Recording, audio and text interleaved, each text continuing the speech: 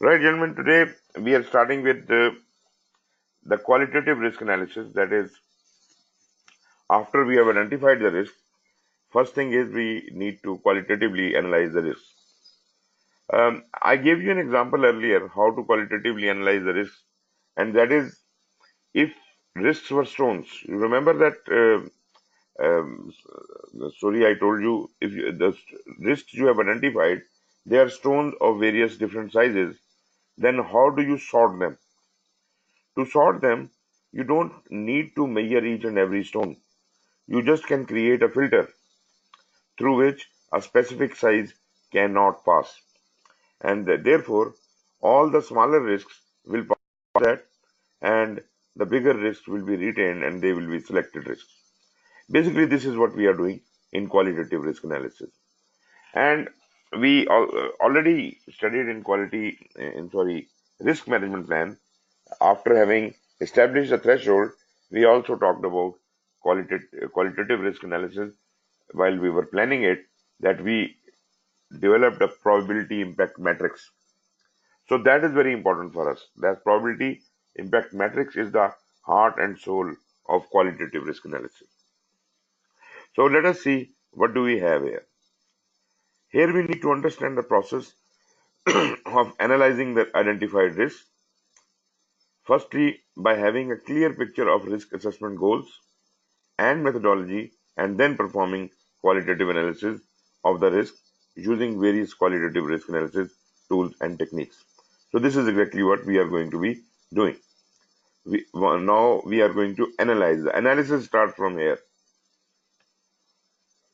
So first, let us talk about the risk assessment goals, then assessment methodology, advantages of assessment methodology. Then we'll go on to the normal beaten track of purpose and objectives, critical success factors, tools and techniques, and documenting the results. So this is probably going to take 2 days, I think so. Let us start and see how much we can cover today. Risk assessment goals. Increase the understanding of the project in general. What we need to do, we need to understand the project better. Once we have identified the risk, you remember I did say that you must understand the risk which you have identified, right? So you had to develop a kind of understanding. Now that understanding will come into play. After you have identified the risks, now you are identifying uh, the assessment. How do you assess it? So identify the alternative available in delivery and method. How this, uh, you know, your project is to be delivered. Ensure that uncertainties and risks are adequately considered in a structured and systematic way, which allows them to be incorporated into the planning and perfect development process.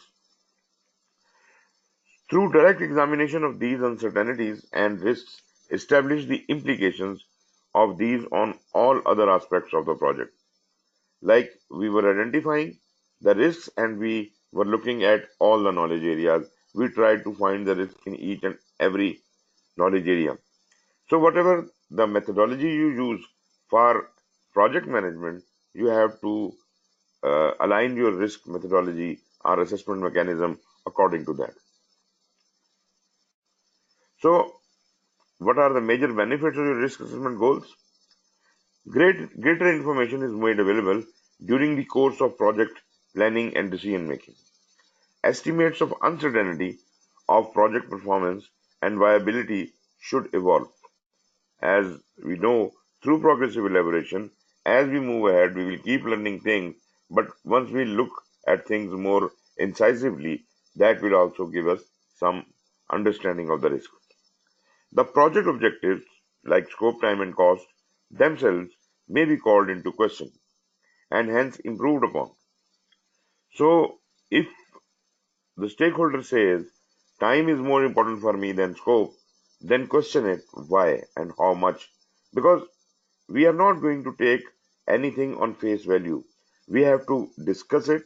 We have to ensure that whatever the stakeholder is asking is what he really wants. Probably he is unable to express himself. So understand those project objectives and question them, and ultimately establish even better thresholds. Okay, Shahid Saab has come.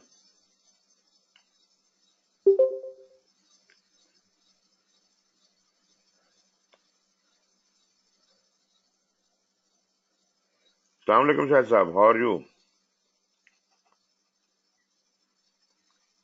Ji sir वालेकुम सलाम all good sir अल्हम्दुलिल्लाह So we were trying to track you. रोजा खुल गया आपका?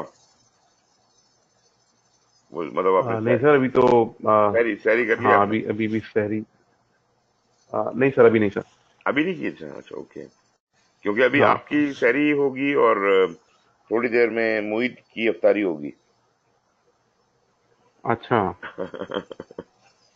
But anyways ऐसा time हमने चुन लिया, लेकिन अब चले करते हैं। ये हम will continue this tomorrow and day after tomorrow also. Is it fine with you? ठीक है सर यस चलिए, yes sir just for these 3 days, today, tomorrow and day after. Okay, we जी started जी talking about, we just took care of the very first slide. I just flash it back for you as if you can have a preview of what we were talking about. We talked about the risk assessment goals. Before we can start qualitative risk analysis, we must have your risk assessment goals. And risk assessment goal is very closely tied to the threshold discussion we had earlier in the risk management planning. Basically, this risk assessment goal must have been kept in mind at that point in time. It is not basically a qualitative risk subject. This is a subject, though, of qualitative risk, but at the stage of planning. So we must understand the project and the risk management. We must understand the various alternatives we have in the delivery and method of the project, and therefore, related to that, we will ensure that uncertainties and risks are adequately considered in a structured and systematic way, which allows them to be incorporated into the planning and perfect development process. So it should be properly married up, and it has to be in alignment with each other. Through direct examination of these uncertainties and risks, establish the implications of these on all other aspects of the project. Then the major benefits, the first benefit we just were discussing, greater information is made available during the course of the project planning and decision making. So, for example, estimates of uncertainty of project performance and viability should evolve as we understand that progressive elaboration is at work. Project objectives themselves may be called into question. This I was saying that project objectives, scope, time, and cost, basically they are the parameter on which the threshold was established, and these are the ones based on what we will be doing the qualitative risk analysis. So, in case you feel that they need to be, you know, properly understood, maybe the stakeholder is not saying what he really means, then probably you have to discuss with it. You can question these objectives or the thresholds. Improved communication between members of the project team and other project stakeholders where appropriate, that to make it more transparent. Confidence that the true implications of uncertainty and risk have been examined and incorporated into the project plan. So all this we must have done during the risk management planning, because now we are going to act upon it. As far as the qualitative risk analysis will now start, but this work should have been done earlier, as if our work can be further smoothened out. Then the next benefit is documented support for project contingency allowance and a basis for its application management.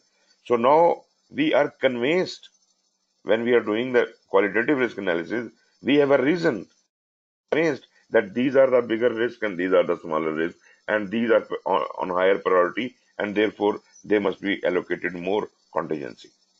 Reduced probability that the realization of the project will be suboptimal, either by identifying weaknesses or by forcing improvements during the project planning phases. So we we'll have a reduced probability that the realization of project will be suboptimal. We are not anymore confused that this project can be realized or not. So the probability of or uh, uncertainty will be reduced. That project will not be successful or suboptimal. Consequently, a reduced likelihood of disruptive changes during implementation. So we are more confident now. Hence, substantially increased chances of project success. So this is the same story which we were talking about. Now, project risk assessment, properly handled, the risk assessment. When we talk about risk assessment, this I am quoting from the Max Weidman book. When he talks about risk assessment, he is talking about qualitative and quantitative. So, assessment covers qualitative and quantitative, but we will ultimately take our discussion ultimately to the qualitative part only. But so far, I am referring to Max Weidman. So, if properly handled, the risk assessment process should promote the language of probability and the use of its associated mathematics in risk analysis. So, in short, I can say that anyone dealing with the risk analysis, the assessment of the risk, must be adept at understanding how probabilities are used and how their calculations are done. It is best handled by examining the individual element of the project in some detail and determining their relationships because most people are more able to comprehend the parts than the whole. I think this is self-explanatory. In a formal quantitative risk assessment, now it is talking about quantitative risk assessment, which we'll talk later in the next chapter. So, a risk impact analysis, a mathematical means, is developed to integrate the complex relationship between the detailed elements of available information and the information possessed by numerous experts while preserving the experts' uncertainty of opinion. So, this is more about quantitative part of it. Remember, objective of project management is always to achieve project success through participant satisfaction, and our participant here is a stakeholder. Since the long-term viability of the resulting product is often a key element of success, it may also be necessary to conduct a comprehensive product lifecycle risk analysis during the conceptual phase of the project. We are going out of the area of project management, but it also, Max Weidman also is mentioning that we must have had a risk analysis of the product life cycle, which is not our subject. So, if that is done, then probably a lot many risks in project will also be captured automatically. So, this is a very good point here. If the project is large and are complex, the product has an extended life from the point of view of product life cycle. As in building and engineering works are is part of an extended program of projects. In this case, the project risk assessment, which essentially covers the functions of technical scope, quality, time, and cost, may form part of this more comprehensive product risk analysis. So, product risk analysis, though not our subject, but this could be associated with what we are doing now. Assessment methodology. First of all, we must select a proper assessment methodology. Having identified possible, possibly a large number of risks, which we have already done, which should receive attention, no risk be ignored. This I have told you earlier that once we are identifying the risk, we should not be choosy about it. We must identify all the possible risks. But lesser risks be handled by contingency allowance. We don't want to deal with each and every risk. So we will prioritize them, sort them in our qualitative analysis, and the short listed risks only, the high prioritized risks only, we will be dealing them with contingency. Risk events are first categorized and then assessed for severity and probability and later ranked by priority. This much is the qualitative part. Assessment governed by risk management policies. Naturally, whatever is the risk management policy of the organization, and for that matter, from the project management system uh, or governance mechanism of the project management, so that we have to follow. Categorization be closely aligned with WBS. Now, this is again a very interesting point. So, we are learning new things from various authors. So, categorization be closely associated with WBS. The categorization you make, the RBS, the risk breakdown structure under which you have identified the risks, that must be somehow associated with the work breakdown structure, as if you can collate various categories to various tasks. Possibility of a significant impact as a result of some combination of apparently minor events must not be overlooked. This is when small risks happening together can cause a big impact. This is something you should not ignore. Sometimes very small risks, hundreds of very small risks, if they occur simultaneously, they could be larger than the largest risk you ever had. So here, Mike Weidman tries to explain how the impact probability impact matrix is created. And if you remember, the probability impact matrix we created in the risk management plan was something like that. Only if you look at the risk part or the threat part, this is the threat part shown here.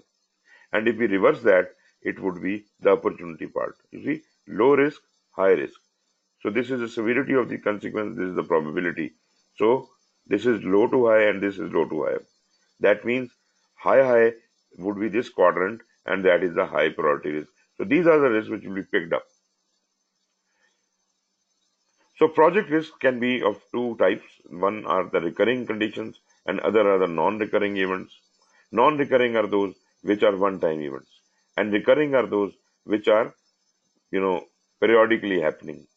So those risks which are periodically happening, they have to be objectively analyzed, whereas those which are happening one time, they are subjectively analyzed, and the probability of occurrence in both cases would be found, and that can be plotted against the severity or the impact, and ultimately we can sort them out. This is something to support our qualitative risk analysis.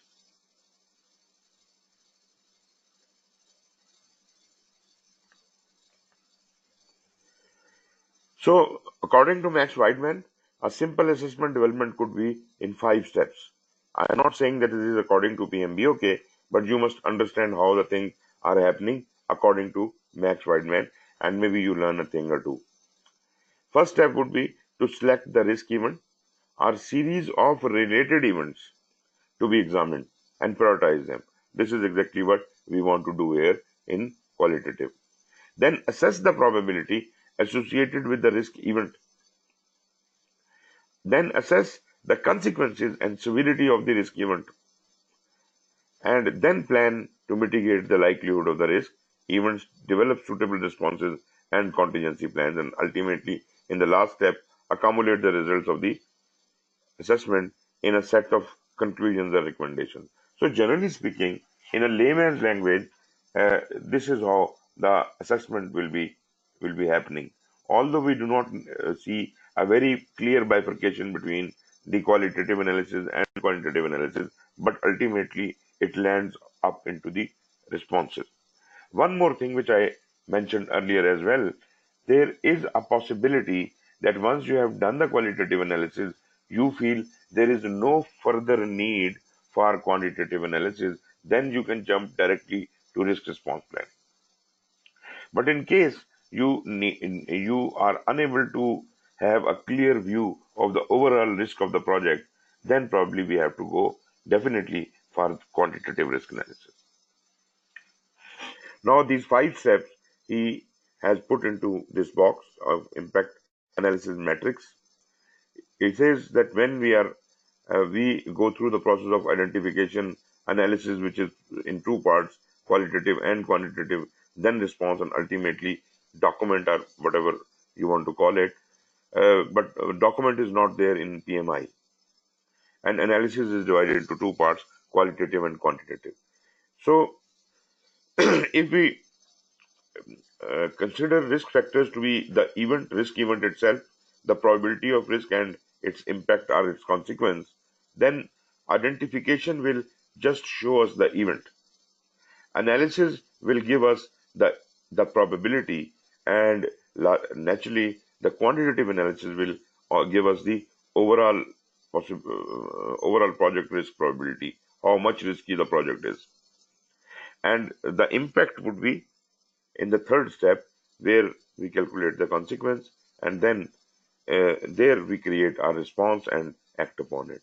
So this is generally a matrix given by Max Weidman in his book, and this is a good guideline. Advantages of having your assessment methodology, whatever you create.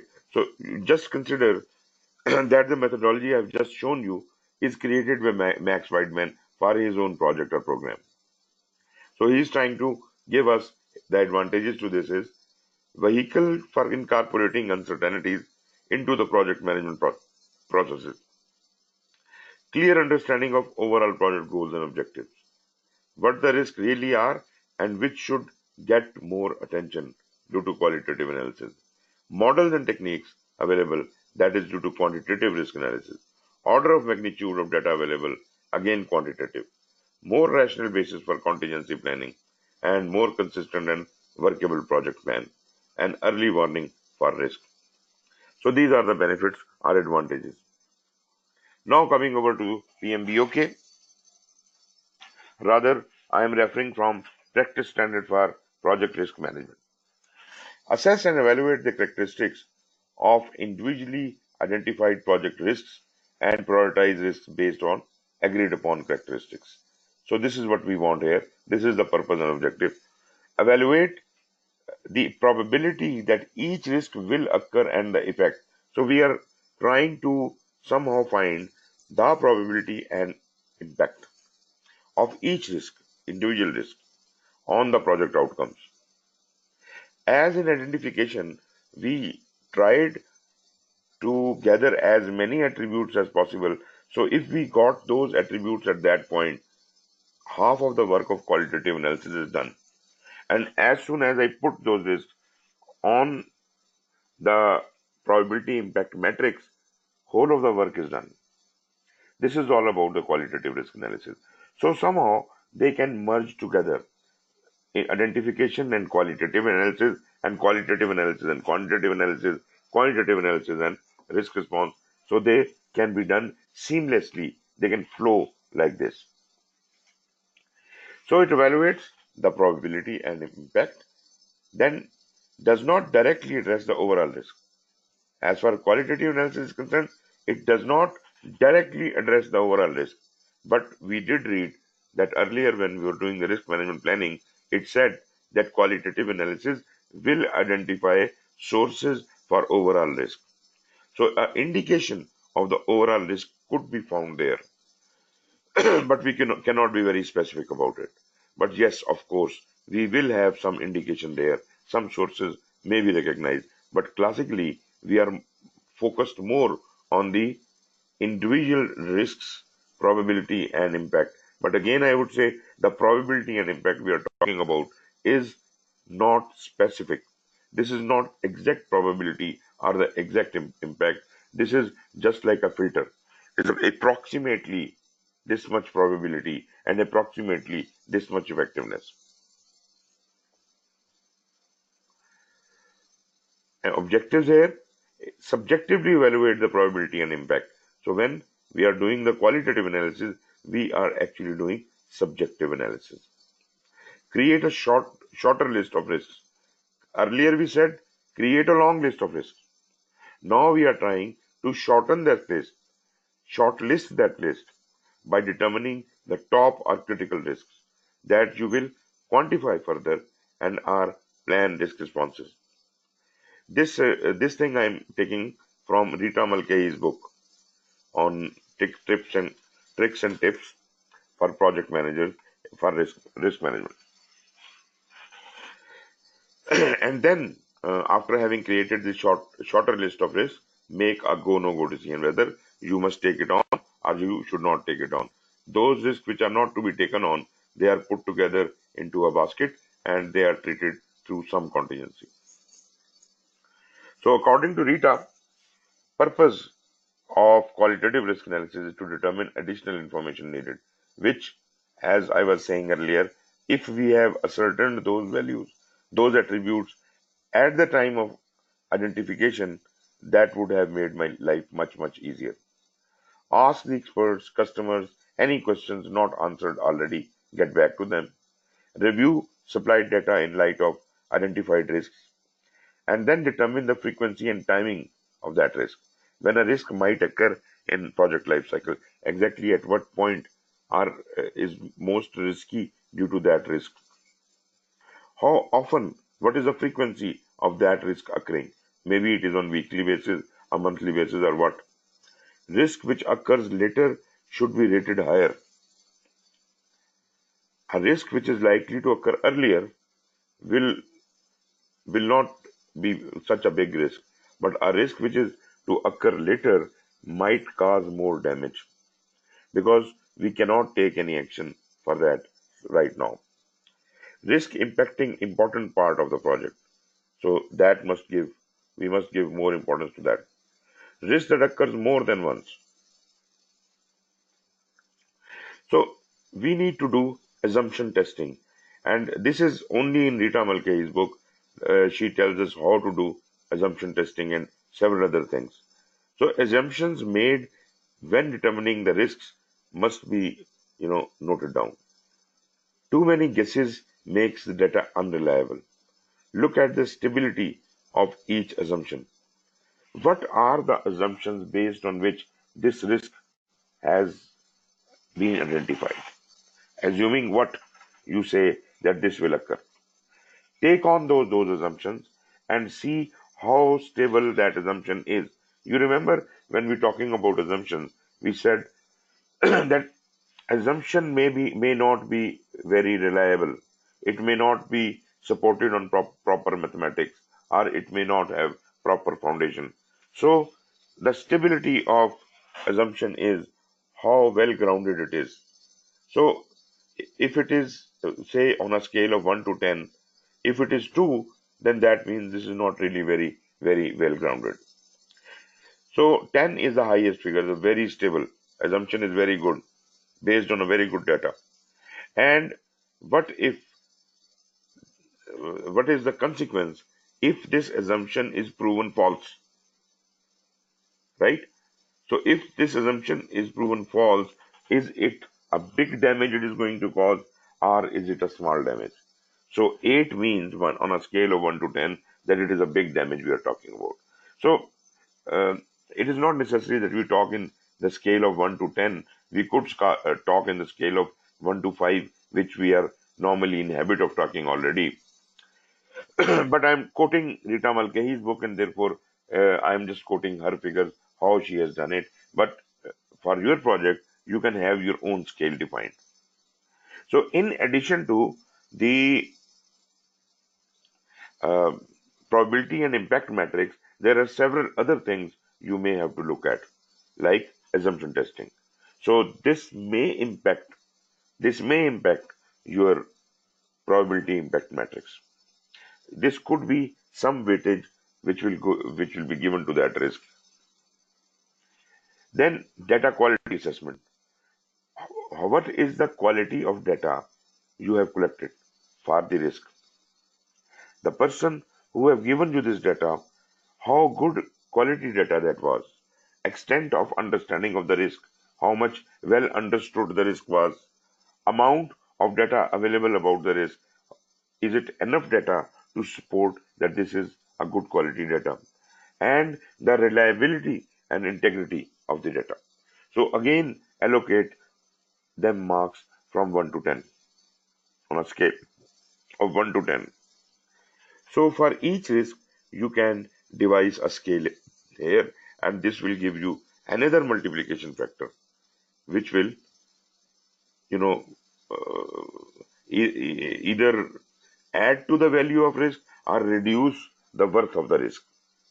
So that is yet another way of doing it. Okay, what next? Then we talk about the inputs. Rather, I would not like to discuss the inputs given by Rita because they are older. Let us talk about the PMBOK risks and qualitative analysis, and that would be much more better. So according to PMBOK, this is the process of prioritizing individual risks for further analysis or action by assessing their probability of occurrence and impact as well as their characteristics. And the key benefit here is that it focuses efforts on high priority risks. This process is again like the identification and all that. It is an iterative effort. And this is the chart. This is the table of inputs, tools, and techniques and outputs. Okay, let us see what are the inputs. Naturally, the project management plan, which includes the risk management plan, and risk management plan is going to tell me how to do I do the perform qualitative risk analysis process. Then project documents, assumption log. I've just shown you the assumption statement. So assumption log, risk registers, and stakeholder register, enterprise environmental factor and organization process assets. And what do we create out of it? We create the risk register. That is the main outcome of qualitative risk analysis. Risk register and risk report were the output from the risk identification also. Here also, what are we improving in it? We are basically updating the risk register and risk report. We are adding some data to it. The data which was not there when identification was done, there were various attributes defined. All attribute data was not provided, and therefore this data will be filled in from here. And how do we do that? The tools and techniques we have. Number one is expert judgment, then data gathering through interviews, and a thorough data analysis as far as the qualitative part is concerned. So what all we do? Number one, risk data quality assessment. I have just shown you risk data quality assessment from Rita's book. So she has shown three factors in that, and she had given weightage to each one of those. So we can have a weighted average. Maybe the values I have for those three. Let me go back and show you data quality. This was data quality assessment. So maybe we call it 0.9, 0.7, and 0.2, right? So these are the three values I get. So let's multiply these values and they will ultimately impact the overall risk. So I can multiply this value with my probability and impact matrix on the probability impact matrix value, which was maybe it was 0.72. I multiplied with this and that will be further reduced. So the impact of that risk will come down because the data quality is not good. Then we have got the probability and impact matrix, which I understand, which you have already seen in the risk management planning, and we'll talk more about it. Then assessment of other risk parameters like the one we discussed here. Assumption testing. You see, so each one of those parameters could be formed into a weighted average kind of a system, and that would give us even better looking probability and impact matrix. Then while you are doing this data collection by interviews and all that, you may need to use some interpersonal and team skills, facilitations, and risk categorization is a big tool you need to have. And risk categorization is the same tool you use in risk identification. You used risk breakdown structure. Here this risk breakdown structure will again be used for further understanding how these risks can be related to the activities. As Rita had said, that risk breakdown structure will have to be associated with the work breakdown structure. Then how do we represent the data? We represent the data. We do the probability and impact assessment in shape of a probability and impact matrix, which was suggested by Max Weidman also, Rita also, and here PMBOK is also talking about probability and impact matrix. So this matrix is actually doing the probability and impact assessment. So to do that assessment, we have created this matrix, and you can create your own matrix for your project as per your needs. Then hierarchical charts. What is the hierarchy of risks? How they associate with each other? You can represent the data in that way. And meetings could also be one of the tools. So you can see that what we are producing out of it is in project document updates, we are updating the issue log, uh, assumption log, risk register, and risk report. So here we do not give out any major output except for project documents. So whatever is produced out of the risk processes, none of it goes to the risk management project management plan. Only the risk management plan is included in project management plan. Rest, the risk register or risk report or anything is not actually the part of project management plan. Therefore, nothing is executable.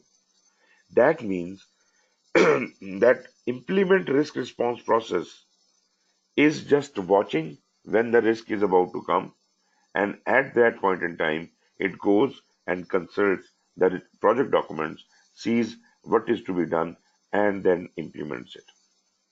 So, implementation of risk is actually not a part of execution itself. And that is exactly why it was never included. There was no process for risk management in execution in earlier standards. This time they have included it, and that again means the same. But just to satisfy the query of so many people, how the risks are being implemented. So just for a placeholder, they have put this process implement risk responses, which we'll be discussing later. So again, risk quality assessment, I hope that is very much clear, but let's read it out.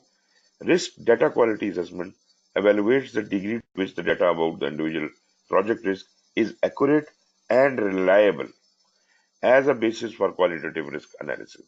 The use of low quality risk data may lead to a qualitative risk analysis that is of little use to the project.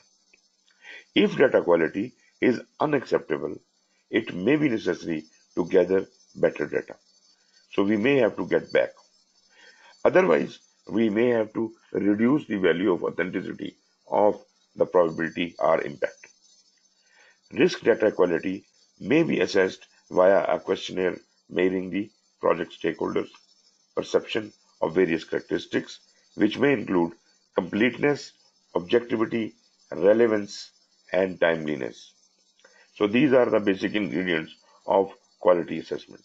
A weighted average, as I said before, a weighted average of selected data quality characteristics can then be generated to give an overall quality score.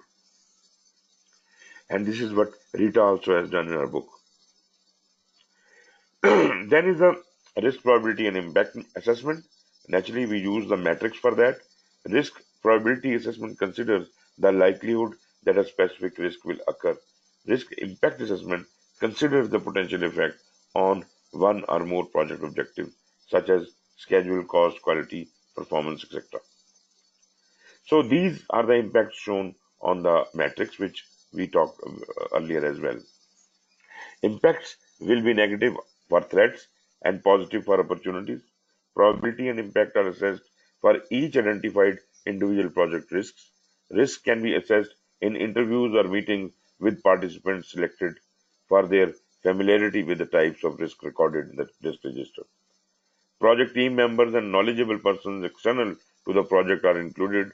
Level of probability for each risk and its impact on each objective are evaluated during the interview or meeting. And how are we doing it? We are doing it objectively, not subjectively. Differences in the level of probability and impact perceived by stakeholders are to be expected, and such differences should be explored.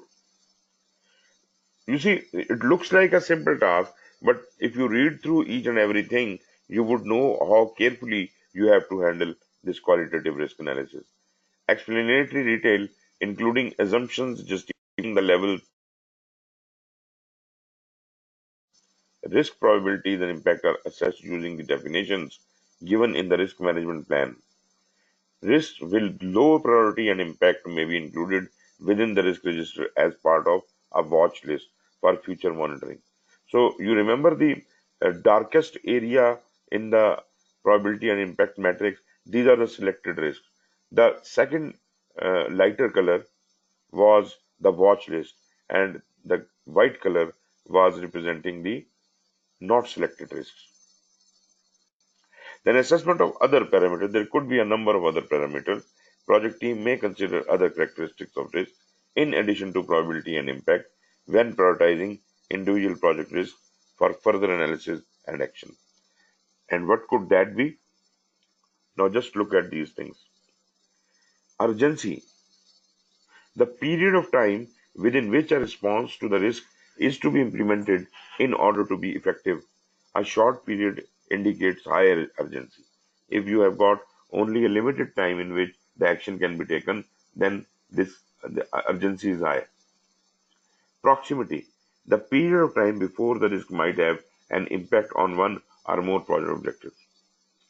How close the risk is to your project objective. A short period indicates high proximity. Dormancy. The period of time that may elapse after a risk has occurred before its impact is discovered. This is sometimes a risk occurs and remains dormant. Ultimately, the impact becomes clear after a long period of time. So, we must understand that a short period indicates low dormancy and long period shows long dormancy. Manageability. The ease with which the risk owner or owning organization can manage the occurrence or impact of a risk. When manageability is easy and where manageability is high. So you can allocate a value to the manageability. Maybe each one of these factors could be scaled on 1 to 5 or 1 to 10. There is a controllability. The degree to which the risk owner or owning organization is able to control the risk outcome. Where the outcome can be easily controlled, our controllability is high. Detectability. The ease with which the results of the risk occurring or being about to occur can be detected and recognized. When the risk occurrence can be detected easily, detectability is high. There is a connectivity. The extent to which the risk is related to other individual project risks, how the risks are connected. When it is connected to so many risks, then connectivity is high. Strategic impact. Sometimes a risk which otherwise looks smaller or lower in priority has a very huge strategic impact. By strategic impact, I mean that it impacts the objectives of the organization, not the project. It exceeds the project and goes and impacts the organizational strategic objective. So this increases the strategic impact. The potential for the risk to have a positive or negative effect on the organizational strategic goals. When the risk has a major effect on strategic goals, strategic impact is high. Propinquity. This is the degree to which a risk is perceived to matter by one or more stakeholders. Where a risk is perceived as very significant, propinquity is high. Now this is interesting that the risk actually would not be high, but general perception by the stakeholder is that he cares a lot about it and he thinks that this is high. So this is not actually high, but this is the propinquity is high. The stakeholder demand is high on that. Then is the risk categorization, which we uh, measure through the risk breakdown structure. Risk to the project can be categorized by sources of risk, and sources of risk are the categories, and these categories can be drawn in shape of a risk breakdown structure. As we have seen earlier, the area of the project affected using the work breakdown structure, we can associate the RBS and WBS or other useful categories like project phase, project budget, roles, responsibility, whatever type of categorizations you want to have to determine the area of project most exposed to the effects of uncertainty. Risk can also be categorized by common root causes, and that is a very interesting way, because if I find that 5 risks have the same root cause, then 5 risks can be eliminated by operating on one root cause. Risk categories that may be used for the project are defined in the risk management plan. Grouping risks into categories can lead to development of more effective risk responses by focusing attention and effort on the areas of highest risk exposure, or by developing generic risk responses to address groups of related risks. So when we group risks together, we can have common responses. There is a data representation, how the risk can be represented, the data of the risk can be represented. And one great example is the probability and impact matrix. A probability and impact matrix is a grid for mapping the probability of each risk occurrence and its impact on a project objective if that risk occurs. As we have seen it, this matrix specifies combinations of probability and impact that allow individual project risk to be divided into priority groups, and those are the different colors. Risk can be prioritized for further analysis and planning of risk responses based on their probability and impact.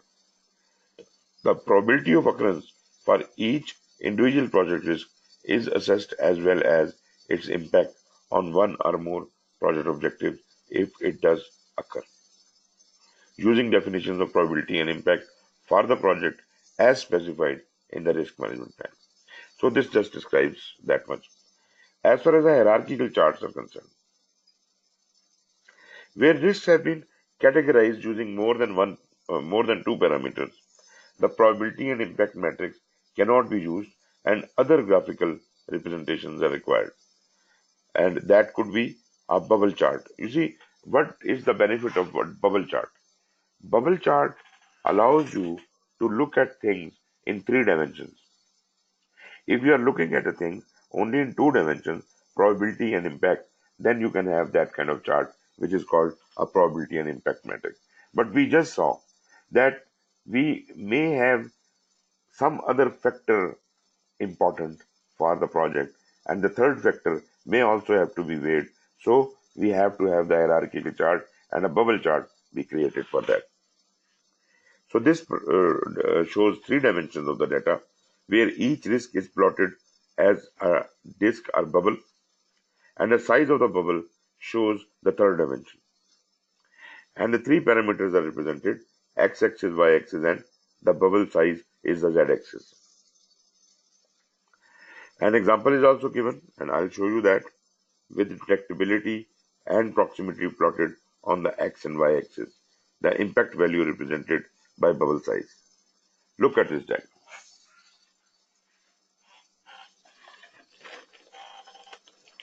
So we had the probability and impact matrix, and now we are mapping it from detectability and proximity part. On one axis, we have detectability. On other axis, we have proximity. Proximity is low to high, detectability low to high, and the size of the bubble shows the impact. So larger the bubble, more is the impact. So the area marked on top, the top right quadrant, shows high proximity and high detectability. And here the high impact risks are this one and this one. You see, you can do this. This kind of charts can be developed for any factor. So we have used only 2 factors here. And third one was the impact. Any questions so far?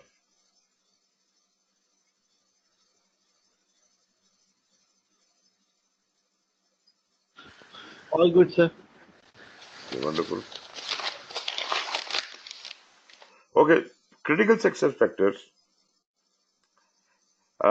First of all, use agreed upon approach. You have to decide the approach first. As Max Weidman was also suggesting, select a methodology. What is the method you are going to use? so can be applied across all of the identified risks in any project. Whatever approach you select, you will then apply it to all of the risks. All risks may be assessed by probability and impact. That is one way of doing it. And other factors, if you have to be considering them, then create a three-dimensional model for that. And maybe urgency, manageability, and impact, or some other combination could be used. Number two, use agreed upon definition. The terminology you use must be agreed upon. Like propinquity and whatever. Everybody who who is involved with this work must know the exact definition and may mean the same thing. Should be based on agreed upon definition of risk terms. Should be used consistently each risk. Assist information provider in giving realistic assessment for each risk. It facilitates the communication of the result to management and other stakeholders. Third is collect high quality information about the risk. So this is about the quality of the risk. Collection of high quality information about risk is required. Information not available in historical database be gathered by interviews, workshops, and other means using expert judgment. Data gathered from individuals may be subjected to reporting on intentional basis, meaning whatever data you receive from an individual have to be cross-checked. Bias should be identified and remedied where possible, or a different unbiased source of information be found and used. Fourth is perform iterative qualitative risk analysis. This is true for all of the processes of risk. Every risk process is iterative in nature. Process be used periodically throughout the project. Impossible to know all risks in advance. Identify risk, perform qualitative risk analysis iteratively. Frequency of effort should be planned in risk management plan. May also depend on events within the project itself. So we had four success factors. Now coming over to the tools and techniques. These are a number of tools and techniques which are used according to practice standard for project risk management. This is a little older than the PMBOK, so let's first talk about them and then we talk about the latest, what PMBOK 6 says. Select the risk characteristics. So the first thing is you must select the characteristics of risk, the factors which you need to cater for this project. Collect and analyze the data.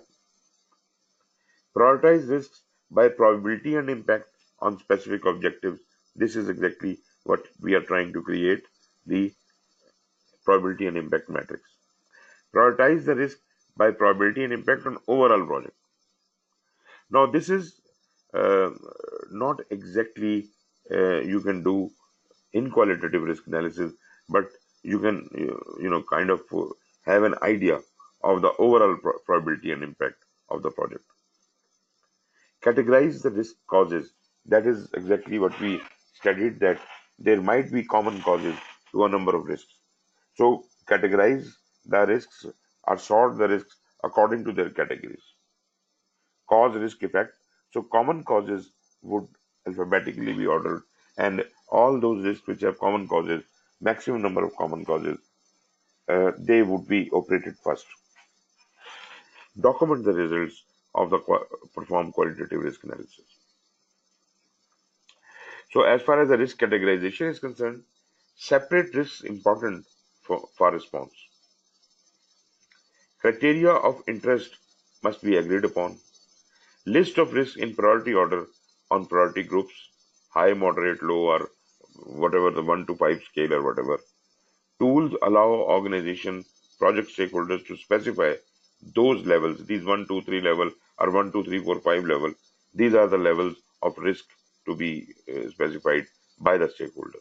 And combination of risk characteristics, whichever characteristics or factors suit you best to specify particular risk of interest to the management. Collecting and analyzing the data based on information collected for use of data collection and evaluation tools. require management support and attention. So, as I said in the beginning, that risk and quality, these are the two subjects which have to have top level commitment. Protect against bias in data gathering when relying on expert judgment. As far as prioritization is concerned, specific prioritization, some tools permit distinguishing a risk priority in terms of the affected objectives. So, which objective is more important to you? You may like to sort them according to the objectives. Provides a list of risks that are important for any specific objective of interest or to the management. Common for risks to have uneven impacts on various project objectives. So this we understand that a risk may have more impact on scope and less on time or cost. Then measure of the specific risk importance to the entire project. Ease of communication with management stakeholders. If a single risk prioritization index is needed, explicitly define how to create that single risk prioritization index. That index represents the organization's preference among objectives. That is, time is more important than cost, or scope is more important than time. So this is the preference of the organization. Technique for creating the overall risk priority measure should be documented in plan risk management, meaning risk management plan will already give you this information. You don't have to create this information during doing the analysis, qualitative analysis, but you have to just follow what the risk management plan already has and it says what to do. As far as categorizing the risk causes may lead to improved analysis of probability and magnitude of risk and to effective responses. Identifying common root causes of a group of risks. Understanding the chain of risks. Chain of risk, naturally, if a risk is resulting in another risk and that is resulting in another risk, this is even greater than the common risk causes. This is like a series of risks.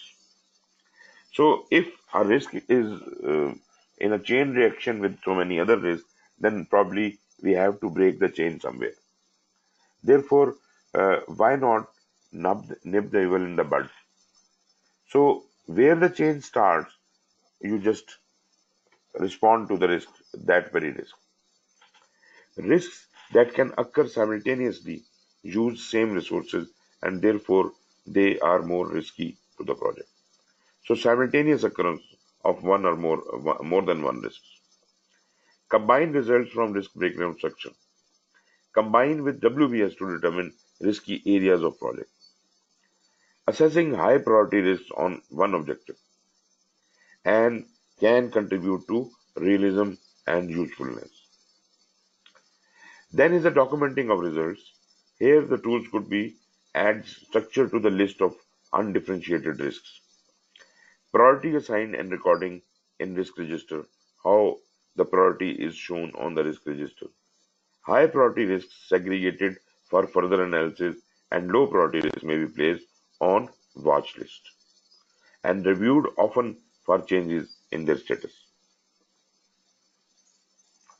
So this suddenly comes to an end. I thought qualitative risk will take a lot of time, but I think we have not seen the diagrams and I would like to go back and look at.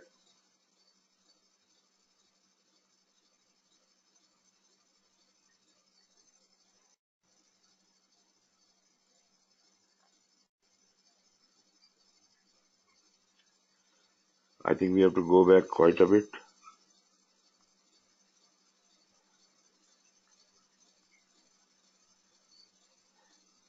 I want to go back to the risk management plan where we had that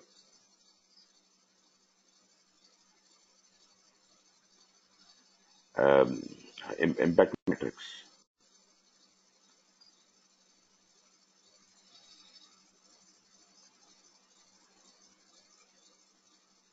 Yeah, here it is. So if you just want to quickly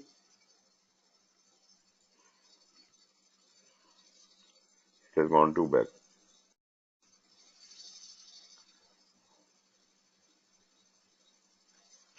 Just a moment, let it get stabilized.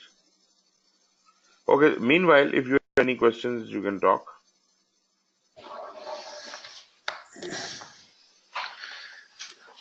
Sir, I have one question from the area where you have explained the Max Weidman, Right. the risk quadrant for the periodic reoccurring and then the one-time risk occurring, where he mentioned that for qualitative risk means he mentioned two risk analysis, like one was subjective, another was objective. Yep. So was he referring the subjective and objective to qualitative or quantitative? In a way, yes, but the categorization he started was in a very different way. It was recurring and non-recurring, right? Well, it cannot be directly related with what PMI says, but that is the viewpoint of Max Weidman. He assumes that the recurring is subjective and non-recurring is objective. Probably that was it. So what I have perceived is that for the recurring risk, you have enough data available, and you can do the quantitative analysis also, because means they are occurring. Most of the things about them are known, and even the postmortems have been done. That means once the risk occurred, how much in the risk expected monetary value can be determined, and for Yeah. those You are one right. time, yeah. You are right. When we are doing, yes, you are right in the way that the qualitative risk analysis is not very objective in nature. This is generally subjective. Is it what you mean? Yes, sir. Yes, sir. Exactly. Because we are not exact about it. We are not going into numerical values. We are going into approximations. But when we have sorted out the risk qualitatively and we move on to the quantitative analysis, that is the time when we go into the detail of calculation and even further detail of probability mathematics. Probability mathematics is used in quantitative risk analysis. But what Max Weidman has done is he has confused a bit the qualitative and quantitative together because he doesn't uh, recognize them as separate entities. He just assumes both of them as one assessment. That's why the things are a bit confusing in his portion. Okay. Okay, sir. Got it. Thank you. I just wanted to show things which we have already seen. This is the risk breakdown structure. Now we may have a similar kind of a. Let me uh, look at this risk breakdown structure.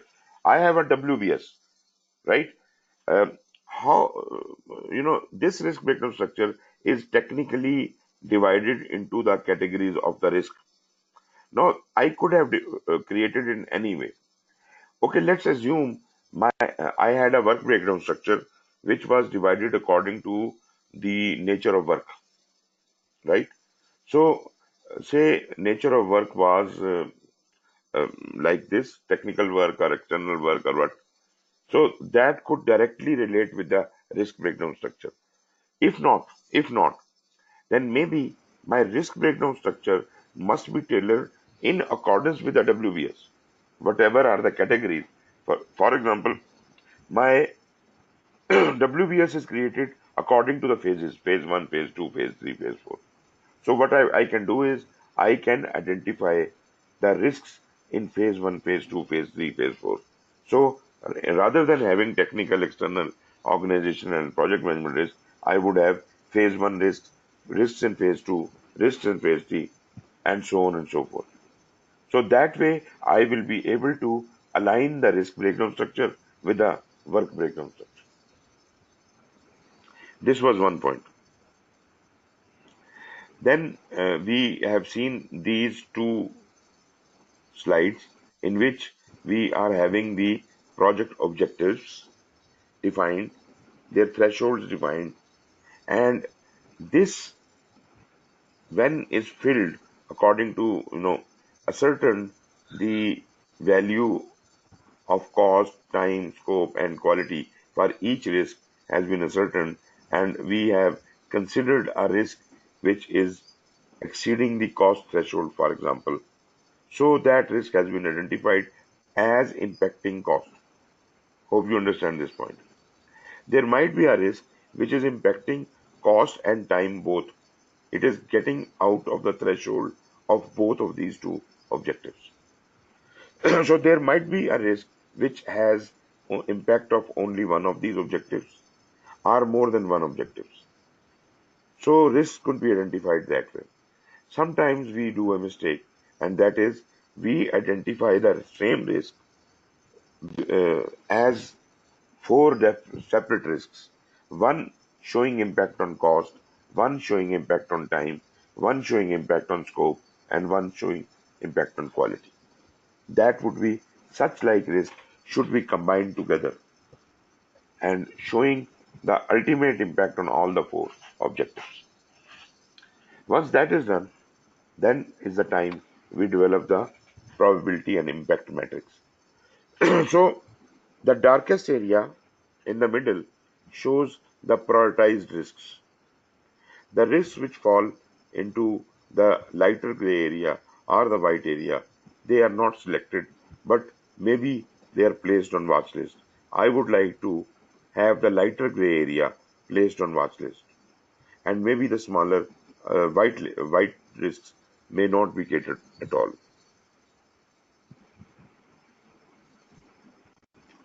Ji, is it okay? Yes, sir. Uh, Unexpectedly, we completed it early.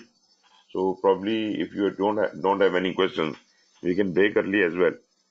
And tomorrow morning we start with the quantitative analysis.